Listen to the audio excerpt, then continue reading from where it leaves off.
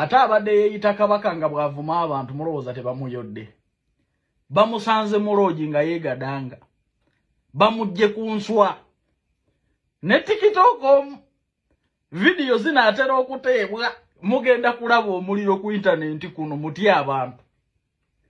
TikTok ow'erinnyanyirira bw'ati, puresha yabadde amwevulunga, puresha bamugye ku nswa. Bannange, ebyo bikyali awo kubanga ye puresha tukimanya alina empapula z'ebutabika era poliisi ejja kumusesema. Tukimanyi bulungi nti emuwonya abantu, kuba abantu babaddemu obusungu bwe bamusangira bajja kumukuba, toyinza kuvoola kabaka. Naye ekituweewuunyisizza, loogi mwe bamusanze ne TikTok agenda kubeewuunyisa.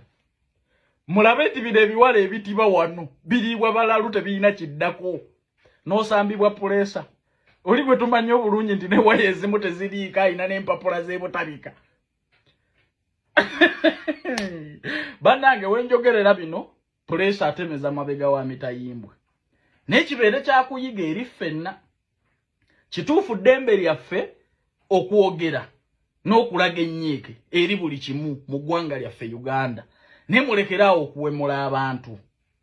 Osobola okwemulugunya, osobola okwogera ku bubi gw'oba oyagadde mu mbeera yonna, naye kakasa nti tomuwemula. Kituufu ddembe lye ery'okwogera ku ky'oyagala ku muntu, naye okuwemula si ddembe lya muntu yenna. Gwe n'owemula kabaka, at least mu respectingemu, ne bw'oba tokkiririza mu bya Buganda, oba tokkiririza mu ekyo balina kye yakutwalako, kuba kabaka muntu. Ne at least mu respecting nga taatawo, nti atuuse emyaka eginzaala. Ogambe nti owaayi, muzeeyu nkubanja entebe yange. Naye n'ovuma kabaka obwenkanidde awo. Era oyo omwana poliisi emuwonyeza kugajambulwa. Abantu badde bajja kumweteega bamukube, mubu justice ng'omubbi wa booda. Abaganda badde bajja kumweteega bamukube, bagalogera nti omubbi wa booda nga puleesa bamumaze.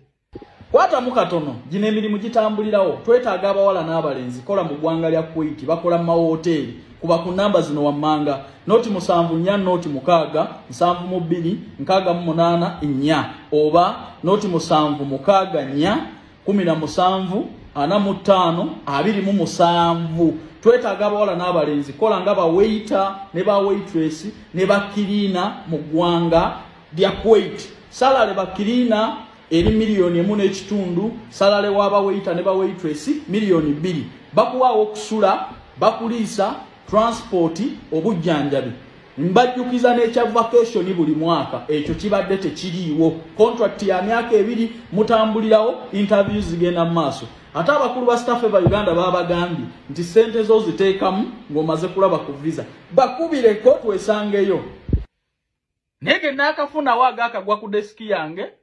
Puleesa ali mu ngalo za gavumenti. Mukwate wajjo. Nene polisi yeewuunyiza nnyo okumusizanga ne TikTok omututu mufuwano. Nga beesa mpiki. Naye puleesa kyoli mugongo gwa mbwa alinga aka omutego. Alinga akamasu. Neba nange muli desperate. Oba naye biwala mmwe tubanaaze eki. Gwe nogera weganzike n'oli puleesa alinga omudumu gwe. Alinga omudumu gw'embwa. Amaanyi mugammaze bati.